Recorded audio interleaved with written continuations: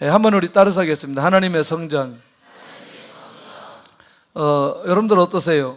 영적인 성숙은 관계에서 승리하면 영적으로 매우 빠르게 성숙할 수 있습니다. 그래서 아마 어쩌면 신앙생활하는 데 있어서 하나님의 관계는 문제가 없는데 사람과의 관계가 매우 힘들어서 신앙의 성숙이 이루어지지 않을 때가 참 많이 있습니다.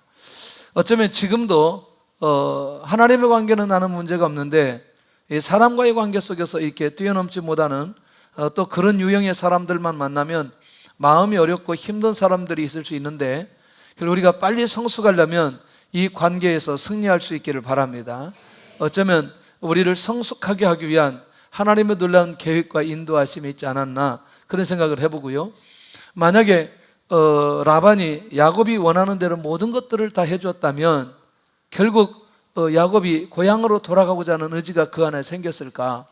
하나님께서 나타나셔서 고향으로 돌아가라고 말씀하셨어도 결국 그가 어디에 머무는 걸 보면, 세겜에 머물러서 베델레에 올라가지 않는 모습을 보면 그 야곱도 그 관계가 불편하지 않으면 절대로 고향으로 돌아올 사람은 아니라는 거죠.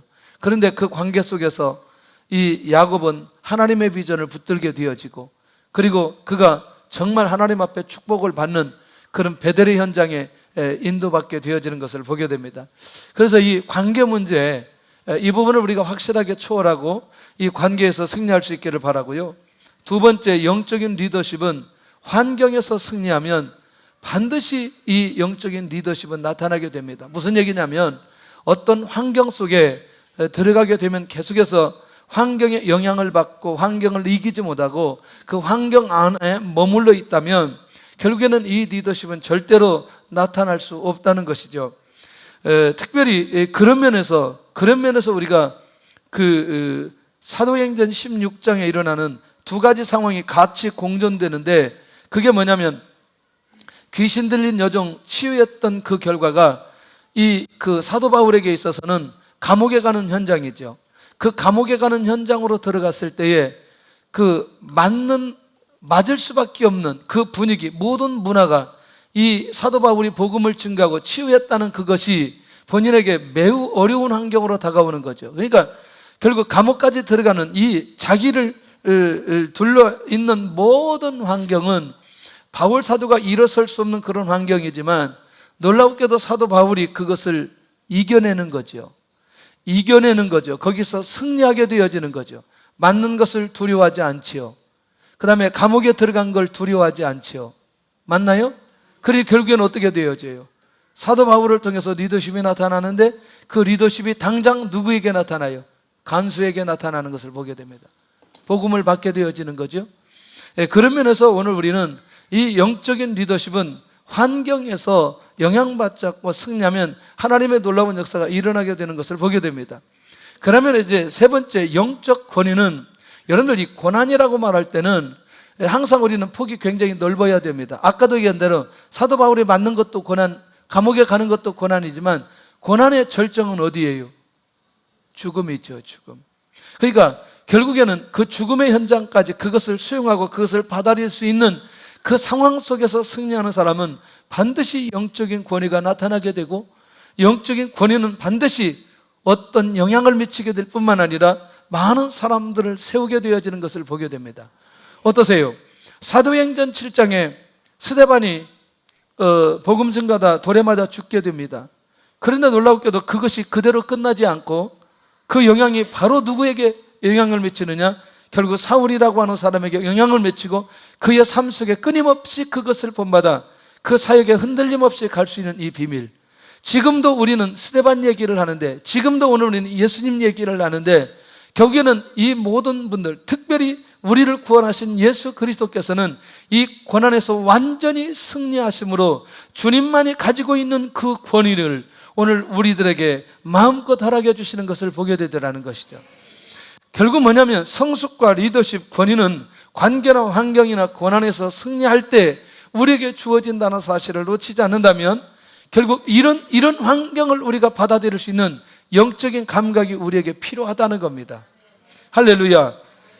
그렇다면 이 지금 사도 바울이 경험하고 있는 이 환경은 어떤 환경일까? 사도 바울이 관계하고 있는 이 관계는 어떤 관계일까?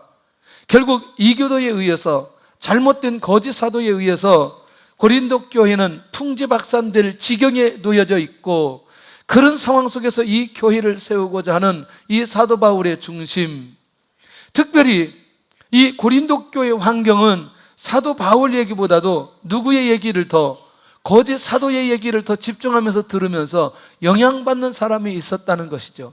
그러니까 그게 소수의 무리지만 그 사람들이 교회에 있으므로 교회가 건강하게 갈 수 있는 상황은 아닌 상황에서 결국 사도 바울이 흔들림 없이 고린도전서, 고린도후서를 기록하면서 그 교회에 편지하면서 결국 영적인 리더십이 본격적으로 이 고린도 교회에 그가 있을 때보다 그가 떠날 때 훨씬 더 많이 나타나게 되는 것을 보게 되더라는 거죠.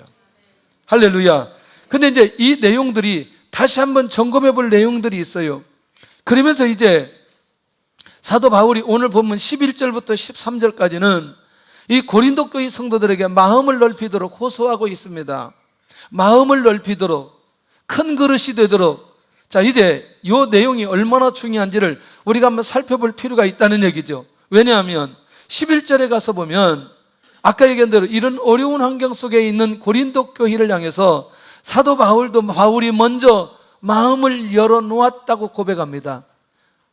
자, 지금까지 끊임없이 들었던 얘기는 사도 바울이 사도가 아니라는 부분과 그 다음에 거짓 사도의 영향을 받아서 고린도 교회가 하나 될 수 없고 사울에 대해서 마음이 계속해서 좁혀져 있는 이 고린도 교회, 그 교회를 향해서 먼저 누가 마음을 열어놓았다? 사도가 마음을 열어놓았다. 그러니 고린도 교회 성도들도 사도에 대해서 마음을 넓히도록 호소하고 있는 것을 보게 된다는 거죠.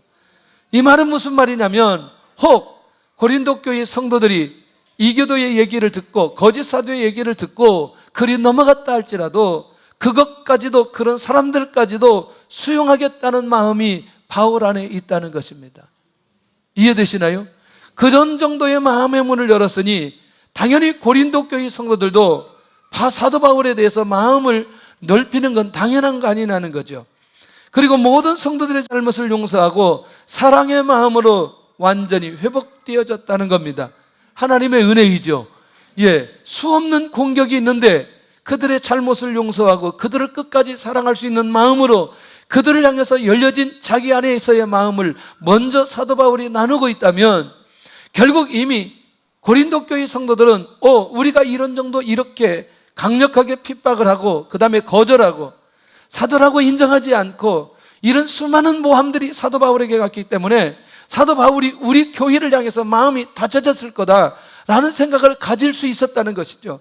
그렇기 때문에 먼저 사도 바울이 그들에게 자기 안에 있는 마음을 열어놓고 지금 내 안에는 사랑의 마음으로 회복되어졌다라는 사실을 먼저 열어놓고 있는 것을 보게 된다는 거예요. 여러분, 이것은 매우 쉽지 않은 부분입니다. 결국 그 수많은 어려운 환경 속에서 그것을 승리하려면, 관계 속에서 승리하려면 결국은 하나님의 사랑이 우리 안에 있을 때에, 주님의 은혜와 주님의 말씀이 우리 안에 있을 때에 먼저 마음을 열어놓고 그 관계 속에서 승리할 수 있는 것을 보게 되더라는 것이죠. 두 번째는, 그러면 조금 더 한 번 더 얘기하면서 고린도 교회 성도들을 향한 사랑은 조금 더 줄어들지 않고 있다는 것이죠. 그 사랑은 지금 누구의 사랑이에요? 바울이 누구에게? 고린도 교회 성도들을 향한 사랑이 줄어들었다, 줄어들지 않았다. 그런데 사실은 거짓 사도들에 의해서 마음을 빼앗겨버렸던 그 성도들을 바라보면서 자기 안에 이 사랑이 줄어들지 않고 있다고 고백하는 건 지금 한 번 사랑하고 끝나는 게 아니고 한 번 마음을 열어놓고 끝나는 게 아니라 지속적으로 그 마음의 상태, 사랑하는 상태를 유지하고 있다는 것입니다. 혹시 여러분들 그런 경험 없나요? 내가 누구를 예수님의 이름으로 용서했는데 갑자기 그 사람은 하는 짓이 너무너무 괘씸해서 다시 미움으로 갔다가 다시 또 하나님 앞에 기도하면 사랑으로 갔다가 또 보면 미움으로 갔다가 왔다 갔다 한 적은 없어요? 저만 그러나? 그런 적은 없어요? 그런데 여러분들, 한 번의 마음, 그렇게 사랑하는 마음이 끊임없이 유지한다는 건 쉬운 문제는 아니에요. 주께서 그 마음을 붙들어 주셔야 끊임없이 그 마음을 유지할 수 있는, 그러니까 사도 바울이 뭐라고 얘기하느냐, 그렇게 내 안에서 넓어졌던 고린도 교회의 성도를 향해서 넓어졌던 그 하나님의 사랑이 끊임없이 지금 지속하고 유지하고 있다라고 하는 것은 그가 끊임없이 영적으로 깨어 있다는 것이고, 그가 끊임없이 고린도 교회 성도들을 놓고 기도하고 있다는 것이고, 그리고 그 고린도 교회 성도들을 향해서 중심으로 축복하고 있다는 것입니다. 그러니까 결국 그 사랑이 중단되지 않고 지속하고 있다는 사실을 우리에게 가르쳐주고 있다는 겁니다. 자신의 사도성을 부인하고 공격했던 모습을 보면서 그것을 지속하면서 중단하지 않고 가는 것은 사도 바울이 가지고 있는 영성이 어떤 영성인지를 우리에게 가르쳐주고 있다는 것입니다. 그런데 세 번째가 매우 중요해요. 내가 먼저 마음을 열어놓았다고 얘기하고 내가 그 사랑이 줄어들지 않고 지속하고 있다고는 얘기를 함과 동시에 결국 내가 지금 고린도 교회 성도들을 향한 마음은 다른 마음이 아니고 부모가 가지고 있는 그 마음으로 내가 고린도 교회 성도들을 사랑하고 있다. 어쩌면 사도 바울이 복음을 증거했고 그리고 복음에 의해서 가르침을 받았기 때문에 스승이 제자에게 말하는 것 같은 그런 느낌을 받을 수 있지만 그보다 훨씬 더 깊은 것은 부모님의 사랑이 오늘 사도 바울에게 부모님의 사랑 같은 그 사랑으로 이 고린도 교회 성도들을 사랑하고 호소하고 있다는 것입니다. 자, 그러면 여러분 어떠세요? 스승이 제자를 사랑하는 것이 그 사랑의 농도가 진할까요? 부모님이 자녀를 사랑하는 사랑의 농도가 진할까요? 예, 당연하지요. 그런 면에서 지금 그러면 부모의 심정으로 호소한다는 건 그만큼 내 안에 있는 이 사랑의 농도는 매우 깊다는 거죠. 매우 깊다는 거죠. 그러니 고린도 교회 성도들이 사도 바울을 향해서 마음을 높이도록 요구하는 것도 설득력이 있다는 거죠. 누가 먼저 이렇게 사랑하기 때문에, 바울이 먼저 이렇게 사랑하고 있기 때문에 그렇게 마음을 넓히면서 함께 그 관계를 회복하는 일에 그게 그렇게 어렵지 않은 거라는 거예요. 할렐루야. 할렐루야. 고린도 교회 성도들도 바울 일행과 같은 마음을 가지기를 원하는 그 마음이 바울 안에 매우 많이 있었다. 그러니까 사실은 사도 바울이 그런 상황들이 끊임없이 있음에도 불구하고 고린도 교회 성도들과 바울과의 관계를 잘하고 싶다, 잘못하고 싶다, 깨고 싶다, 열어가고 싶다, 열어가고 싶다. 먼저 누가? 그러면 상처를 받으면 누가 받아야 돼요? 항상 상처를 받는 쪽에서 풀어내야 이게 풀어질 수 있다는 걸 아셔야 돼요. 굉장히 놀라운 비밀이 여기에 있다는 것이죠. 자, 그런 면에서 나를 공격하고 핍박했던 사람들을 수용할 수 있는가? 수용할 수 있는가? 갑자기 숙연한 건 왜 그럴까? 나를 공격하고 나를 험담하고 나를 너무나 힘들게 했던 그 사람을 수용하고 바울이 가졌던 마음처럼 그 사람에 대해서 마음이 열려지고 한번 사랑했던 그 마음이 지금까지 지속하며 부모의 심정으로 그것을 사랑하고 있는지 오늘 우리 모두 그렇게 갈 수 있기를 바랍니다. 혹 내가 먼저 마음을 열고 손을 내밀고 있는가? 할렐루야. 할렐루야. 아마 제가 교회에서 대판 한번 싸울 때가 있었어요. 고등학교 때 목사님 아들하고 싸웠어요. 목사님 아들이 저하고 같은 학년인데 행실이 온당치 못해서, 나도 온당치 못하지만 자기는 더 그랬어요. 여자 문제가 너무나 복잡했어요, 얘가.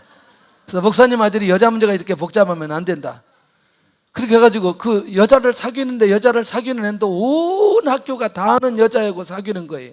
말하자면 우리가 말할 때는 뭐라고 말하죠? 그런 사람을 바람둥이 여자하고 사귀는 거죠, 목사님 아들이.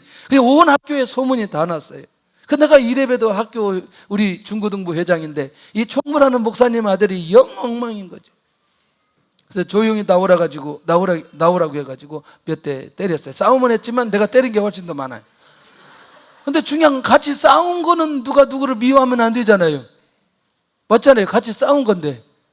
그래서 너는 행실이 아주 못했기 때문에 넌 목사 아들이지만 너는 안 된다는 거지. 어떻게 너 그러냐.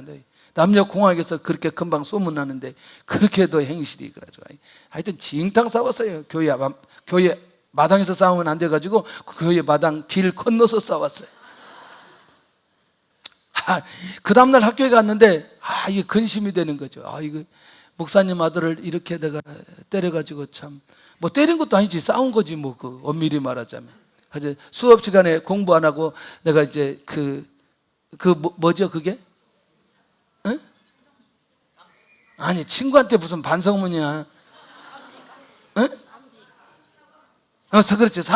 사과문을 내가 쓰는 거죠. 야, 내가 사실 이러이러해서 내가 그러긴 했지만 하여튼 내 마음으로 내 미안하기는 하다. 그래서 이제 편지를 줬어요. 편지를 줬는데 중요한 건 사모님이 나를 너무나 미워하는 거죠. 보통 미워하는 게 아니죠.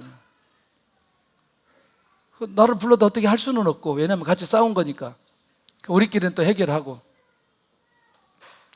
저는 이런 생각을 해요. 관계를 빨리 풀려면 먼저 열지 않으면 안 된다는 거죠.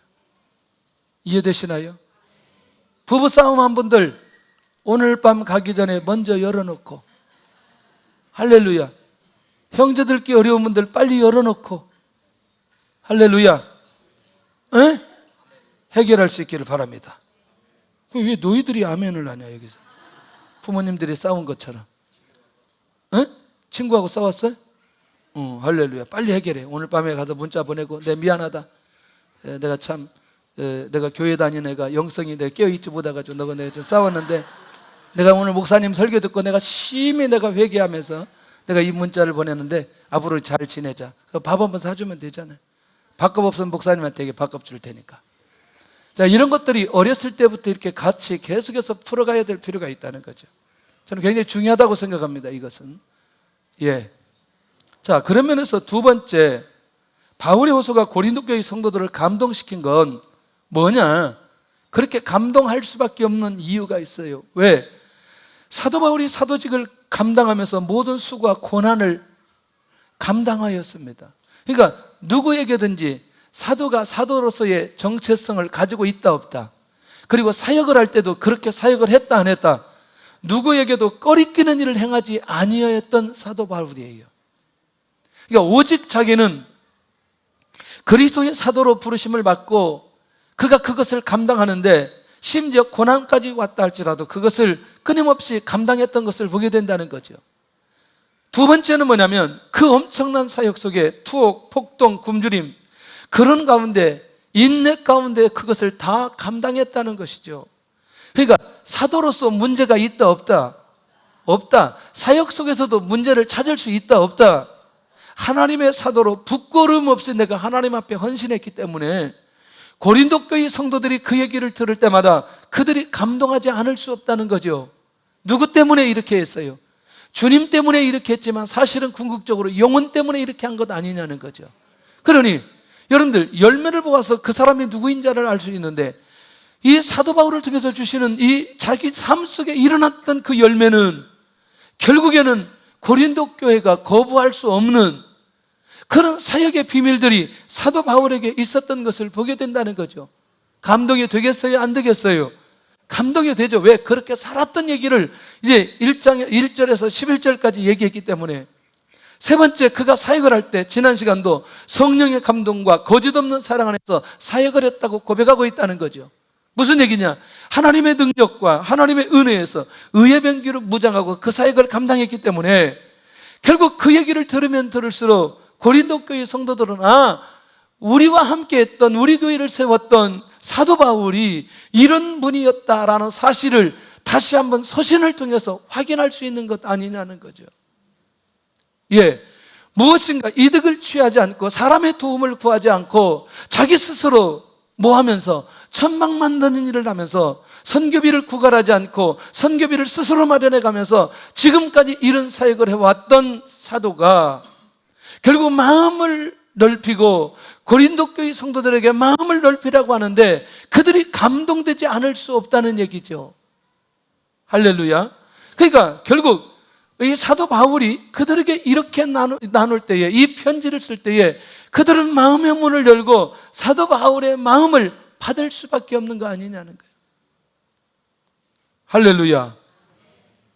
혹시 누가 그렇게 마음의 문을 열고 손을 내밀 때 같이 받으시기를 바랍니다. 할렐루야. 내가 앞장서서 그렇게 하지 못한 것이라, 먼저 하지 못한 것이라면 그렇게 받을 필요도 있다는 거죠. 세상의 모든 평가와 관계없이 진실한 사역자로 서서 본인이 사역했다고 고백하고 있습니다. 고난 속에서 승리하는 자로, 기뻐하는 자로 본인이 사역했다. 멋있어요? 멋있지 않아요? 들어만 보아도 멋있잖아요. 너무나 멋있잖아요. 할렐루야. 이런 과정 속에 끊임없이 하나님 앞에 귀한 사역을 하는 그 사역 얼마나 감동이 되는지. 불가리아에서 사역했던 선교사님이 그런 얘기하는 거예요. 오늘 지나면 먹을 것이 없는 거예요. 그러니까 후원이라는 게 전혀 없는데 어떻게 살아가느냐? 그냥 하루 지나면 빵이 와 있는 거예요. 그리고 그 빵 먹는 거예요. 그래서 없으면 또 굶는 거예요. 그런데 하루 지나면 또 빵이 생기는 거예요. 그러니까 여러분 어떻게 생각하세요? 하나님의 도우심이 아니면 한순간도 살 수 없는, 어쩌면 사도 바울 사역이 그런 사역 아니겠냐는 거죠. 감동돼야 안 돼요. 하나님의 절대적인 의지, 하나님의 절대적인 은혜, 하나님의 절대적인 응답 없이 지금까지 사도 바울이 사역해 왔는데, 사도로서의 정체성을 우리가 조금도 고민하지 않아야 될 그 사람이 마음의 문을 열고 마음을 넓히라고 하는데, 당연히 마음을 받고 이 관계가 회복된 관계로 가야 될 필요 있지 않겠냐는 거죠. 할렐루야. 할렐루야. 그러니까 여러분들 어떤 관계 속에서 힘들고 어려울 때는 내 말을 많이 하는 것보다 그 사람의 입장도 들어봐야 되고 이 사람의 입장도 들어보고, 결국 그것을 같이 중간에서 중지하는 사람들은 같은 얘기를 같이 들어보면 훨씬 더 그것을 이해할 수가 있다는 거죠.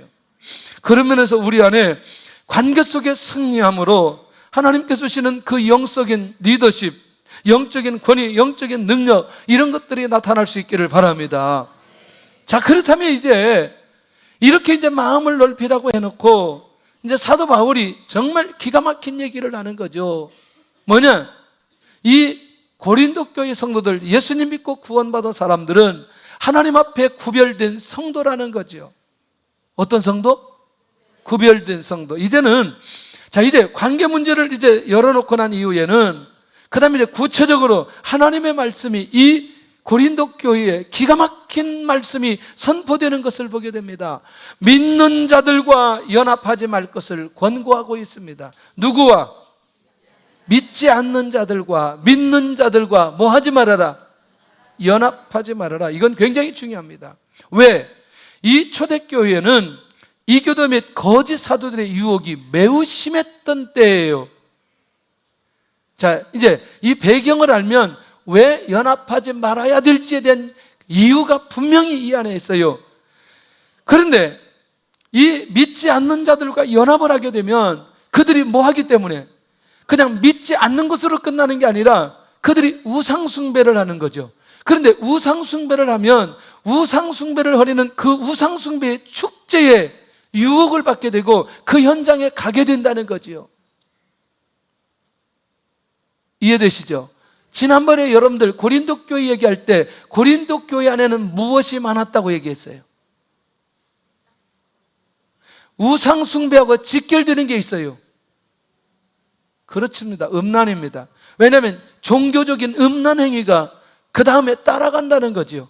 그러니까 이교도하고 관계한 것 때문에 그 관계를 끊어라 라고 하는 정도가 문제가 아니고, 그들과 관계하면서 자연스럽게 나도 모르게 우상숭배 현장에 가게 되고, 그리고 종교적인 음란을 통해서 하나님의 성도가, 구별된 성도가 타락할 수 있는 가능성이 이 안에 많이 있기 때문에 연합하지 말으라는 얘기죠.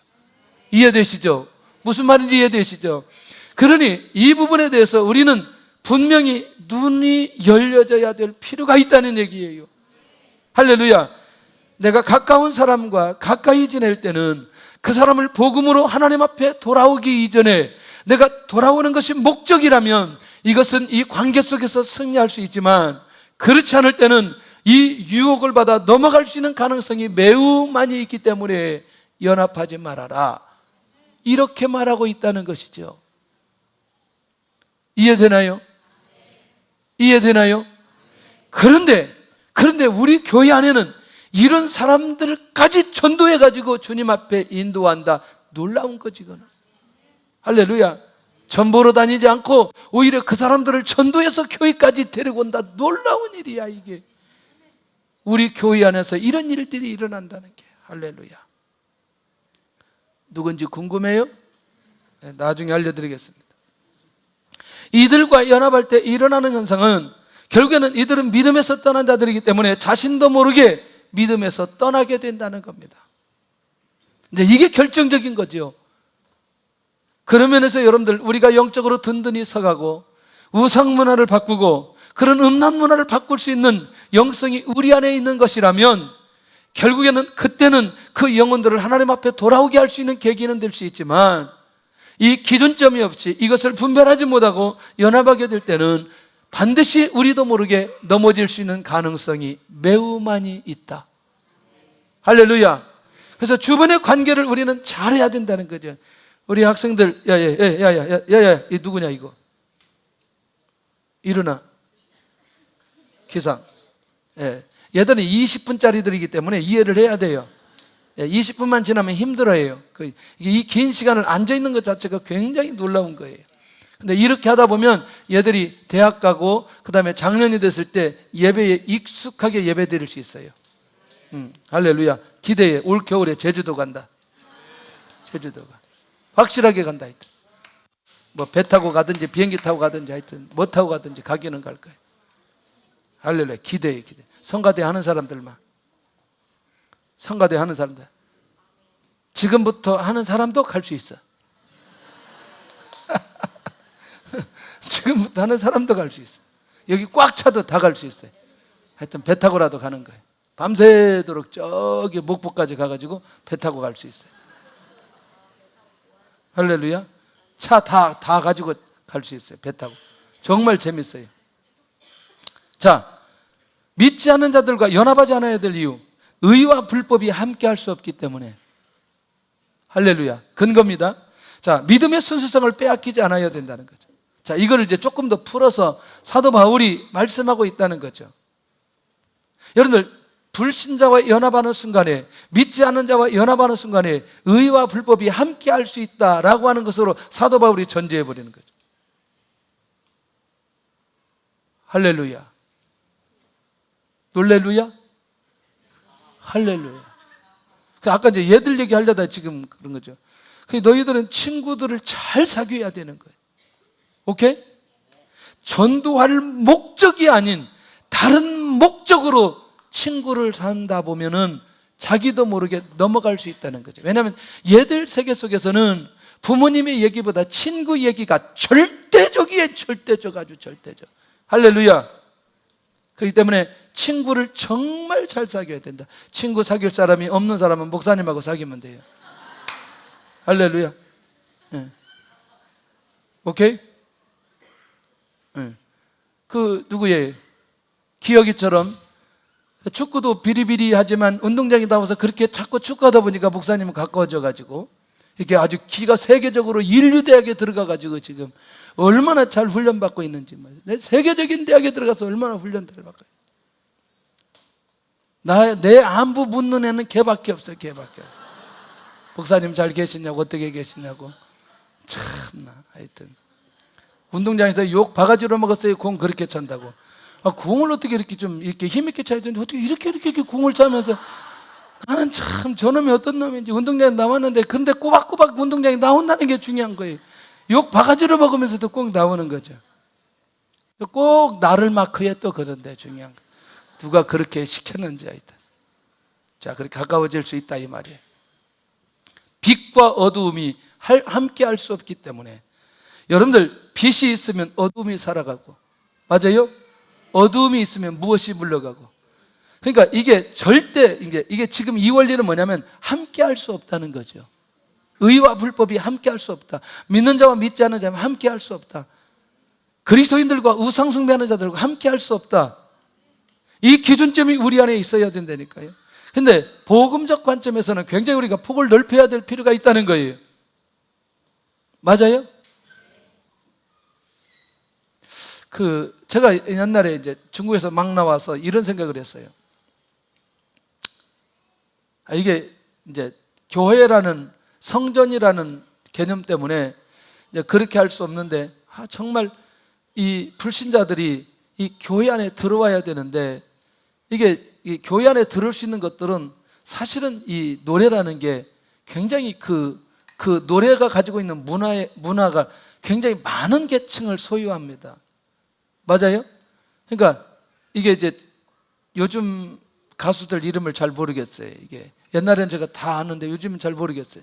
조금 나이가 먹으면서 이제 그런데 좀 그런 시대에 이런 사람들이 와가지고 이제 같이 찬양과 가요를 하면서 이 불신자들을 초청해서 지금 믿지 않는 영역에서 믿는 영역으로 바꿔가는 이런 과정들이 굉장히 필요하고 제가 기도를 딱 했는데, 어느 날 제가 유튜브를 딱 보는데 실제로 이거를 하는 교회가 있는 거죠. 이거를. 그래서 깜짝 놀랐어요.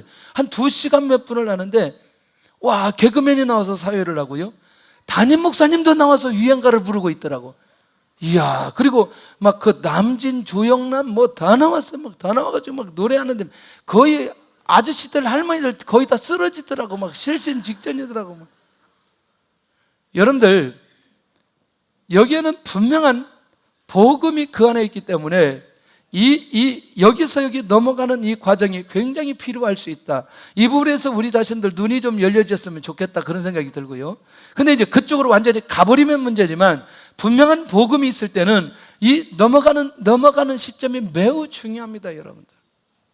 그래서요, 그러면서 우리끼리도 그런 얘기 했지만, 이런 아주 좋은 음악회라든지 좋은 이런 것들이 사실은 이 문화를 가지고 접근해야 되는 이 시대적 상황들을 우리가 놓치지 않아야 될 필요 있다, 그런 생각이 들어요. 그러나 본질적으로 영적인 부분에 대해서 이게 우리가 이 믿지 않는 자들과 연합함으로 우리가 가지고 있는 신앙의 본질이 무너지는 부분이라면 이건 깊이 있게 생각해 봐야 된다는 거예요. 이해되시죠? 기준점 분별할 수 있나요? 지금 제가 하는 말을 분별할 수 있나요? 연합이라고 하는 부분들이 아까 넘어가고 넘어가지 않고, 그 다음에 빠지고 영향받고 영향받지 않고, 그 다음에 영혼 중심으로 가고 안 가고, 이 부분에 대한 분명한 기준점이 우리 안에 있어야 된다는 거죠. 할렐루야. 지난번에 제가 그런 얘기 했잖아요. 이게 정말 이 정통 클래식 하는 분들이 유행가를 부를 수 있어야 된다고 제가 여러 번 얘기하는 거죠. 왜냐하면 바로 그것 때문이죠. 여기서 여기까지 넘어가게 하는 이 과정이 매우 중요하다는 거죠. 왜? 우리의 본질은 무엇이 있기 때문에? 복음이 있기 때문에. 모든 사람들이 무엇을 받아야 되기 때문에? 복음을 받아야 되기 때문에. 그러나 오늘 이 사도 바울이 하고자 하는 이 중심을 우리가 놓치지 않아야 되는데, 그리스도와 벨리알이 함께 할 수 없다. 도대체 벨리알이 뭐야? 벨리알이 이게 이제 그리스도와 벨리알을 쓸모없는 자식들이라고 하는 원어의 풀이를 오면 그거예요. 그런데 이것을 사단의 의미로 이해하는 부분도 있다는 거죠. 그러니까 어떻게 주님과 사단이 함께 할 수 있다, 없다? 없다. 그러니 구별된 하나님의 성도들이 이방인과 같이, 이교도와 같이 하나 될 수 있다, 없다? 있다, 없다?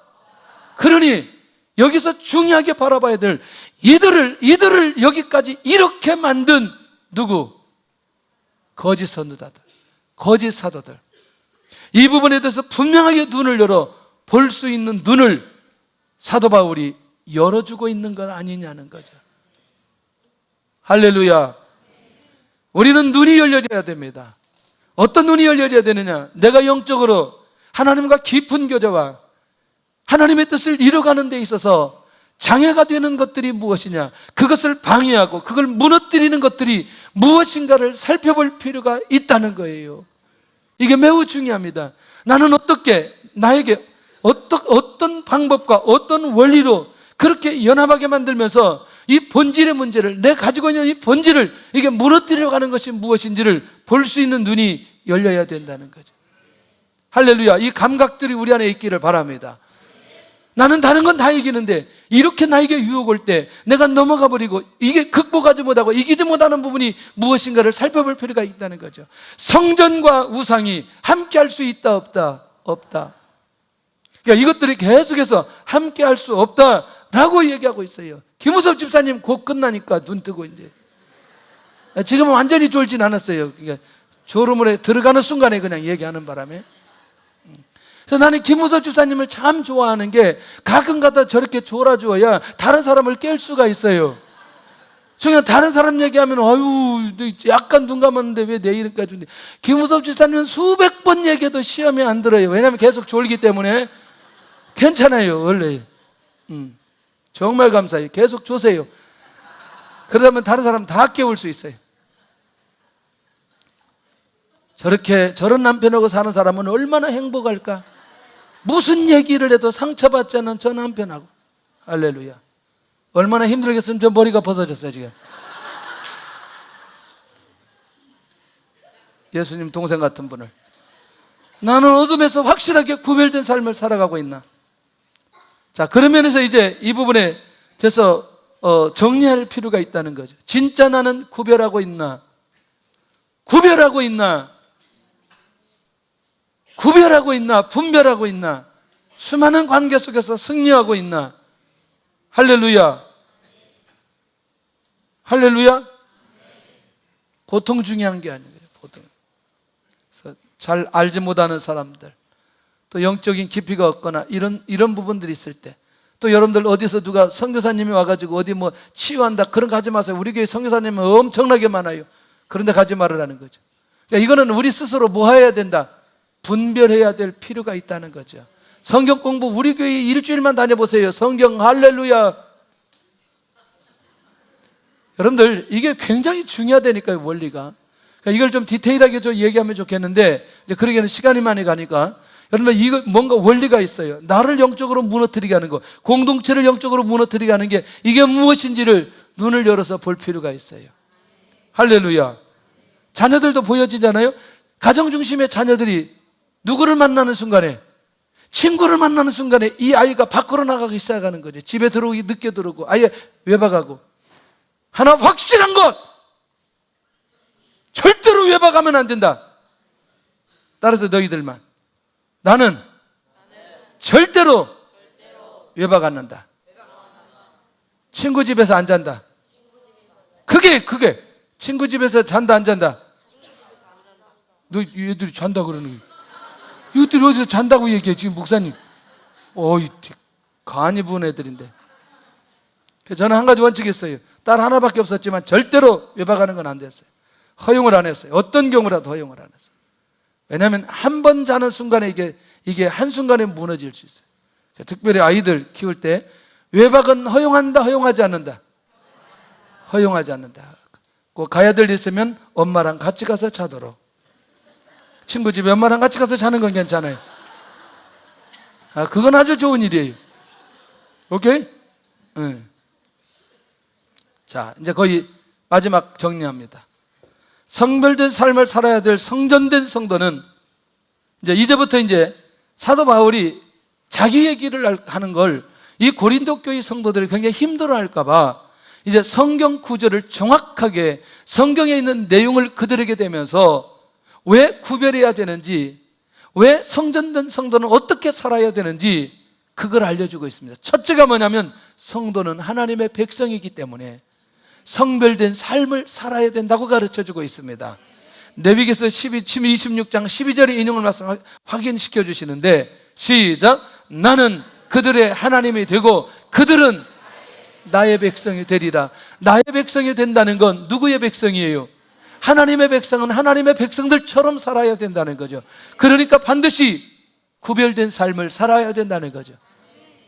바울의 얘기예요? 하나님의 말씀이에요? 할렐루야. 그러니 이 말씀이 권위가 있도록 이 고린도 교회 성도들이 받을 수밖에 없는 그 하나님의 말씀을 그대로 선포하고 있다는 거죠. 우리가 하나님의 백성이기 때문에 당연히 성별된 삶을 뭐 해야 되느냐? 살아가야 될 필요가 있다는 거예요. 아멘. 우리가 누구이기 때문에? 하나님의 백성이기 때문에. 할렐루야. 우리가 누구의 백성이기 때문에? 하나님의 백성이기 때문에 하나님께서 원하시는 삶을 살아가야 될 필요가 있다는 거예요. 기준점인 여기에서 나와야 된다는 거죠. 하나님의 성전과 같이 거룩한 존재가 된 성도. 누가 만들어주셨어요? 거룩하게. 하나님이 만들어주셨어요. 그러면 거룩하게 살아가는 것도 하나님께서 그렇게 살아가도록 말씀하시고 있다는 겁니다. 할렐루야. 우리가 하나님의 백성이기 때문에 그렇게 하나님의 성전답게 살아가야 될 필요가 있겠다. 두 번째, 성도는 이방인과 구별된 들 살아야 되기 때문에 이사야 52장 11절에서 12절에 말씀을 인용하면서 강조하는 것을 보게 됩니다. 너희는 그들 중에 나와서 따로 있고 무엇을 만지지 말아라? 부정한 것을 만지지 말아라. 좀 설명이 필요해요. 이건 뭐냐면 이방인들의 부정한 삶의 방식에서 떠나라는 거예요. 할렐루야. 그러니까 이방인들처럼 그렇게 살지 않아야 된다. 왜? 하나님의 백성들이기 때문에.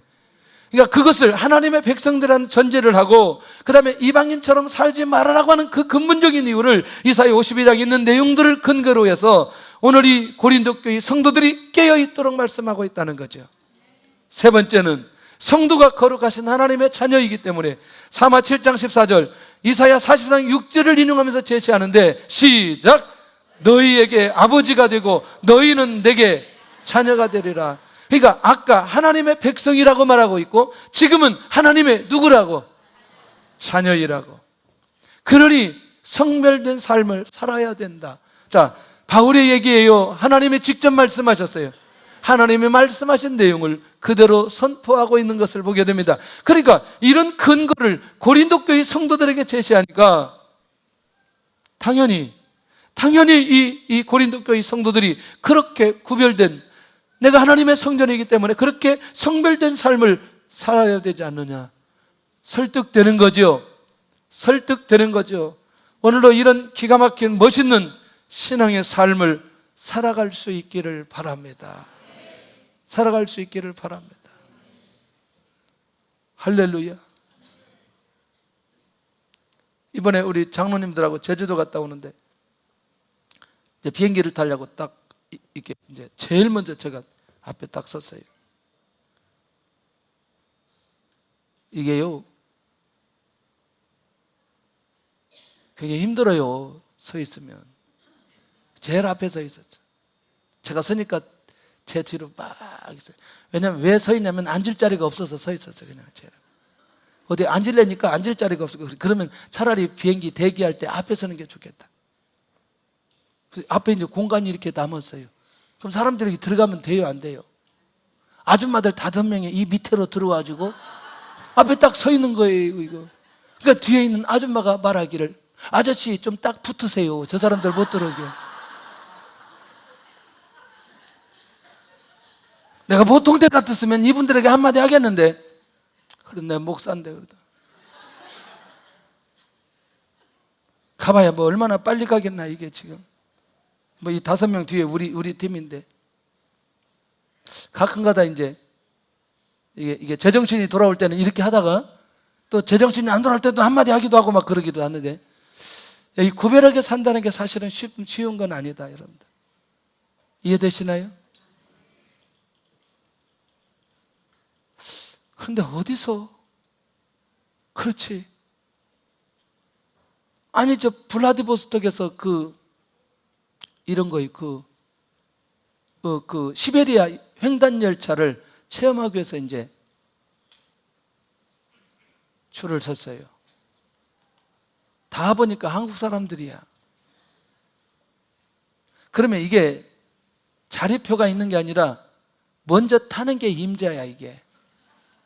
그러니까 누가 빨리 타든지 빨리 타면 되는 거예요. 그래서 제가 이제 카메라 가방 메고 이제 딱 이렇게 서고, 앞에 사모님들 계시고 딱 섰는데, 이게 이제 대부분 자기 자리 서면 이렇게 딱 칸이 오잖아요. 열차가 가니까 문 따라서 막 가는 거예요, 사람들이. 그러다가 이제 저는 제 자리 딱 지키고 이제 있는데 문이 딱 열리잖아요. 근데 지금 이제 잘 타고 있는데 갑자기 이쪽에서 사람들이 밀기 시작하는데, 사모님이 여기 이 계단이, 옛날 열차 이렇게 계단 있잖아요. 이 밑으로 푹 빠져버린 거예요, 이게. 우와. 그런데 그때 참 소리 안 지르라고 절망타요. 그래, 내 힘을 딱 박아가지고 사모님 올라오라 그래가지고 올라가고, 다 보니까 한국 사람들이 정말 티를 낸다, 티를 내. 여기까지 와서 티를 내냐, 이게. 정말. 아니, 다 탈 수 있는 걸 저 안 들려고. 정말 매너 이거 정말 우리가 전부 다 우리는 지금 목사님 사모님들인데 다 똑같이 지금 이게 밀고 거시기 하고 막 갑자기 이제 그리 가고 열차를 탔는데 이게 마음적으로 참 유치한 거죠. 이게 그 사모님이 거의 70이 가까이 됐는데 큰일 날 뻔했어요. 왜냐하면 이렇게 딱 밑에 빠졌는데 계속 가면 이제 밟고 올라가야 되는데 밀어버리면 쉽지 않다. 여러분들, 이 땅에 사는데 거룩하게 산다는 게 얼마나 쉽지 않은지 몰라요. 제가 단순한 얘기하지만 여기서부터 시작해서 우리 인생 가운데 인간이 부패하고 인간이 타락하는 모습은 끝이 없습니다. 끝이 없어요. 그러나 오늘 우리가 걸어가신 하나님의 자녀이기 때문에 너희에게 아버지고 너희는 내게 자녀가 되리라. 그러니 성별된 삶을 살아야 되지 않겠나, 그런 생각이 드는 거죠. 할렐루야. 영적 부자관계에 특권이 주어지기 때문에 구별된 삶을 살아야 된다. 이미 우리는 하나님 앞에서 영적 부자관계의 특권이 우리에게 주어져서 이미 다른 사람들이 느끼지 못하고 받지 못한 것들을 다른 사람들보다 훨씬 더 많이 받고 살아가는 거 아니냐는 거예요. 할렐루야. 그러니 그런 것들을 우리가 극복하고 일어선다면 당연히 우리는 성별된 삶을 살아가야 되지 않겠냐는 거죠. 하나님을 경외하는 마음으로 육과 영을 성결케 할 것을 약속합니다. 이건 뭐냐면, 왜 그러냐면 성도는 구약의 약속을 받은 자들이기 때문에 이 말이 중요하다는 거예요. 그러면 약속을 받은 내용 안에 너무나 많이 포함되어 있어요. 하나님의 말씀의 성취, 하나님의 약속된 복, 하나님의 약속된 계시의 비밀, 이 모든 것들을 우리가 다 받은 자들 아니냐는 거예요. 믿어져요? 이 말이 믿어져요? 할렐루야. 그러니 하나님을 경외하는 마음으로 육과 영을 성결케 할 것을 말씀하고 있다는 거죠. 멋있죠? 이런 정도의 삶을 살아간다면 얼마나 놀라운 일일까. 하나님을 경외하는 믿음으로 육과 영의 성결을 온전히 이루어야 될 필요가 있다는 거죠. 그런 면에서 나는 세상을 대면하여 어떻게 정리하고 있나, 이 말이 중요합니다. 나는 세상을 바라보면서 어떻게 정리하면서 가고 있나, 어떤 관점으로 나는 세상을 바라보고 있느냐, 이게 굉장히 중요하죠. 결국 연합의 대상이 아닌 복음의 대상, 하나님의 나라 확장의 대상, 나와 세상은 어떤 관계에 있는가, 나는 세상과 어떤 관계에 있는가, 나는 세상의 사람들과 어떤 관계에 있는가, 나는 지금 빛 가운데서 구별된 삶을 살아가고 있는가. 할렐루야. 내가 성전임을 인식하며 살아가고 있나, 구별된 삶을 살아가고 있나. 주께서 오늘 이 밤에 오늘 고린도 교회에 주셨던 그 말씀이 나에게 주신 말씀을 믿고 기도하는 자들에게 구별된 삶을 살아가도록 주의 능력을 허락해 주실 것입니다. 성령의 역사가 일어나는 밤으로 우리를 인도해 주실 것입니다. 주님, 우리가 그렇게 살아가게 하여 주옵소서. 구별되이 살아가게 하여 주옵소서. 관계에 승리하게 하여 주시고, 환경에 승리하게 하여 주옵시고, 고난의 관계에서 승리하게 하여 주옵소서. 이런 삶이 우리에게 주어질 때 아마도 멋있는 그리스도인의 삶으로 살아가도록 주께서 역사해 주실 것입니다.